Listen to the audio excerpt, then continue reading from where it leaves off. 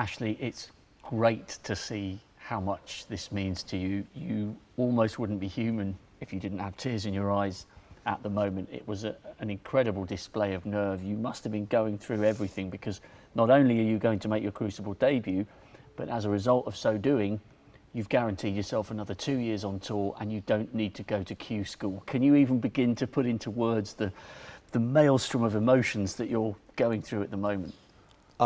I'm absolutely speechless. As you've just seen, I've just come out tears of joy. I've never ever felt so much pressure in my life in a snooker match. You know, 9-4 up, and he's come back at me, which I expected to, with no pressure on him at all. And I've had a few chances to get over the line, got a bit twitchy, missed a couple of chances, and you're starting to think, you know, if I lose this, I'm going to be devastated. I've got to go straight to Q school, and then there's no way I can possibly win a match after losing that game. So it was probably the biggest match of my life by a mile. And that last frame, you know, I had to just pull myself together, just one shot at a time, and thankfully I've done enough to get over the line. How were you able to block out the wider ramifications of the match in those last few moments? Because he was desperate for that decider. Yeah, you know, I've got quite a few good people around me who give great advice. That they know who they are. Basically, they just told me to take one ball at a time. Don't think about what's at stake. That's the worst thing you can do. Just one ball at a time. And you know, at 9-4 up, I knew I was going to get chances. I knew I was going to take one of them. It would just. I wish I did it earlier rather than later. But better late than never. And this is an incredible story, Ashley, because you've never won a match in Crucible qualifying before. You've done this the hard way. Ross Muir, Jimmy Robertson, and Rob Milkins, a 6-time ranking event semi-finalist. You've really done this the hard way. Yeah, yeah, it's just unbelievable. You know, before I came here, I never expected to get through ever. I've had a tough 2 years on the tour. I know I'm a lot better than my performance and my results have shown.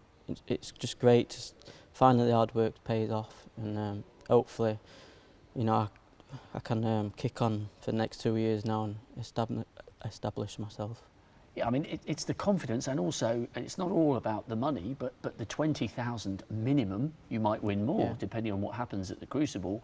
That's a lot of flights taken care of. It's some coaching taken care of, and it's the practicalities of the start of this 2 years taken care of financially, isn't it? Yeah, absolutely. You know, it's like I just said.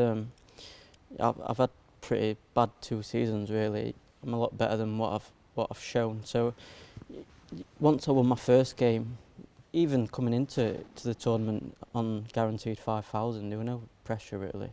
It was a good payday, and then, you know, I just tried not to think about anything else rather than potting that ball that's in front of me. And it's harder said than done, but you know, I'm just over the moon. There are great players who never got to play at the Crucible, so you've done it now, and you will hopefully. I don't know. Will you enjoy the occasion? Definitely, do you think? yeah. Well, there's no pressure on me now. You know, my objective this week was to stay on the tour. Getting to the Crucible's a massive bonus, so there's no pressure on me now. I could just go and enjoy the experience. So who do you fancy? Who do you fancy in the draw? I'm not fussed. You know, I'll take anyone. There's no pressure on me.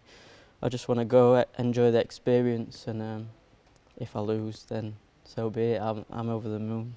Well, I think you've earned the right to go and have a pint of full-fat milk. Not too many, though. Yeah. And we'll see you on the arena floor for the Crucible. Well done, mate. You're going to make your debut on the biggest stage of all. Thank you. Cheers.